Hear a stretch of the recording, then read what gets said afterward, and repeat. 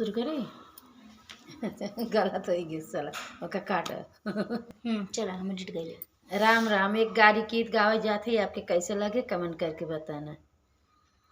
नदी किनारे बुला बुला बोलई, नदी किनारे बुला बुला बोल, पनिया पिए लडभकोर बुला बुला बोलेला, हाजी पनिया पिए लडभकोर बुला बुला बोलेला, किया तू बुला बुला चारा ले बकिया तू बुला ले चारा ले बकिया ले बजवना रे बुला बुला बोलेला, हाजी किया ले बजवना रे बुला बुला बोलेला।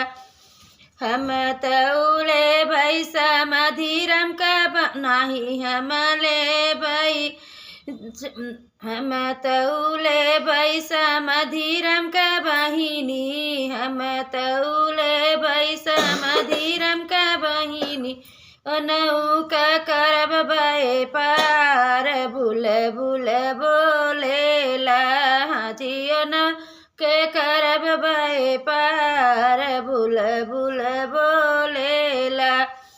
नदी किनारे बुल बुल बोले, पनिया पिए लडभकोर बुल बोलेला, किया तू बुल बुल चारा ले बकी होल बजवनार बुल बुल बोलेला।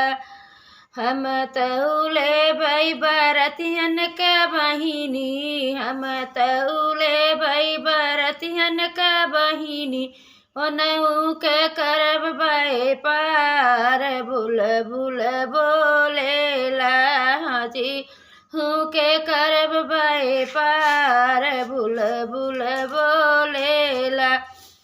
हम तौले भई दुलहेरम का बहिनी, हम तौले भई दुलहेरम का बहिनी, ओनहु के करब बे पार बुल बुल बोलेला, हाथी हूँ के करब बे पार बुल बुल बोलेला।